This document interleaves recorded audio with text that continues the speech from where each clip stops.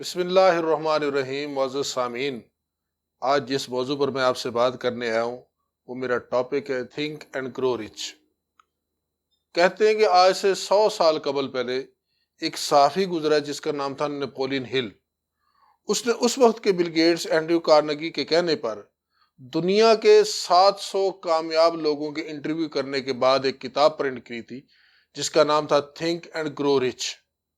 یہ کتاب آج بھی اس مارکیٹ میں اویلیبل ہے، اگر آپ کو پڑھنے کا شوق ہو تو آپ لے کر پڑھ سکتے ہیں۔ اس کتاب کے اندر نپولین ہل نے دنیا کے 700 کامیاب لوگوں کی 14 خصوصیات لکھی تھی۔ وہ بڑی ڈیٹیل میں نہیں جانا چاہتا میں ان خصوصیات میں، مطلب بڑے کمیٹڈ تھے، ان میں کچھ کرنے کی جنون تھا یہ وغیرہ۔ 10ویں نمبر پر جو اس نے خوبی لکھی تھی نا ان لوگوں کی، وہ میری بڑی پسندیدہ ہے، اور اس خوبی کو میں نے بارہا دفعہ اپنی زندگی میں بھی آزمایا۔ وہ خوبی تھی کہ power of the master mind. یہ دنیا کے جتنے کامیاب لوگ تھے نا، انہوں نے ذہین لوگوں کی ایک ایڈوائزری کمیٹی بنائی ہوئی تھی۔ کوئی بھی کام کرتے تھے یہ ان کے ساتھ مشورہ کرتے تھے۔ اس بات کو میں آپ کو 10 مثالوں سے سمجھا سکتا ہوں، لیکن 2 پر اتفاق کروں گا۔ مثال کے طور پر آپ نے ایک لوہے کا کیل دیکھا ہوگا۔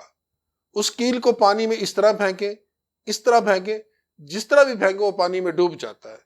اگر میں اس کیل کو پھٹے کے اندر ٹھوک دوں اس طرح کر کے، اب اس پھٹے کو پانی میں پھینکا جاتا ہے، کیل نہیں ڈوبتا۔ انسان نہیں ڈوبتا، ارد گرد کا ماحول ڈبو دیتا ہے۔ انسان نہیں ترتا، ارد گرد کا ماحول ترا دیتا ہے۔ سنگ ترا جسے کہتے ہیں نا، جو ساتھ لگتا ہے وہ ترا دیتا ہے۔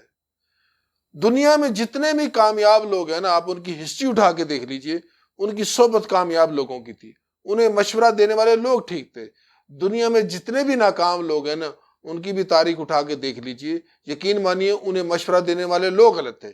ہم دنیا میں پھرتے ناکام لوگوں کے درمیان ہیں اور ڈھونڈ کامیابی رہے ہوتے ہیں۔ سب سے پہلے ہم نے اپنی صحبت چینج کرنی ہے۔ اس صحبت کے اثرات ایسے ملیں گے کہ آپ زندگی میں کامیاب ہو جائیں گے۔ دوسری مثال میں آپ کو یہ دوں گا اس سلسلے میں کہ حضور نے ہمیں ایک بڑی کمال کی سنت دی ہے۔ کس کے لیے؟ آپ کے لیے، میرے لیے، سب کے لیے دی ہے۔ وہ سنت کیا ہے؟ مشورے کی سنت ہے۔ کوئی بھی اگر فیصلہ کرنا ہے، کوئی بھی اگر آپ نے کام کرنا ہے تو آپ نے جو ہے نا مشورہ کرنا ہے۔ مشورے نے رب العزت نے، اللہ تعالیٰ نے بڑی خیر اور برکت رکھی ہوئی ہے۔ ویسے اگر کامن سینس کے ساتھ سوچا جائے کہ وہ ذات گرامی جس کے پاس جبریل امین وحی لے کر آتے ہیں، کیا انہیں کوئی دنیاوی معاملات میں صحابہ کرام سے مشورہ کرنے کی ضرورت ہے؟ میرا تو خیال ہے نہیں ہے، لیکن آپ نے سنت، مشورے کی سنت ہمیں دی۔ کس لیے دی؟ تاکہ یہ سنت قائم آ جائے اور لوگ اس سے فیض حاصل کریں۔ تو دنیا کی جتنے 700 کامیاب لوگ تھے نا، ان میں ایک سملیرٹی تھی کہ کوئی بھی کام کرتے تھے نا، اپنی ایڈوائزری کمیٹی سے یہ مشورہ لیتے تھے۔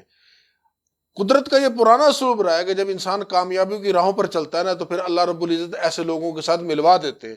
اس کی مثال آپ کو اسلام میں ایک اور دیتا ہوں۔ مثال کے طور پر ساری دنیا میرے نبی کی مرید ہے، ایک اکیلا عمر مراد ہے۔ ہاتھ اٹھا کر میرے نبی نے اگر کوئی چیز مانگی ہے نا، تو ایک ہی دعا کی ہے کہ یا باری تعالیٰ، اگر تو دین اسلام کی سربلندی چاہتا ہے تو اس عمر جیسے بہادر شخص کا ساتھ مجھے دے دیجیے۔ پھر دیکھ لیجئے، جب حضرت عمر فاروق کا ساتھ ملا ہے تو اسلام پھر کس طرح اسٹیبلش ہوا ہے۔ دین اسلام کی بنیاد نبی علیہ الصلوۃ والسلام نے رکھی تھی، لیکن اسے اسٹیبلش حضرت عمر فاروق نہیں دیا۔ دنیا کی تاریخ دان کہتے ہیں کہ کاش مسلمانوں کو اگر ایک اور عمر مل جاتا تو شاید آج پوری دنیا پر اسلام ہی ہوتا۔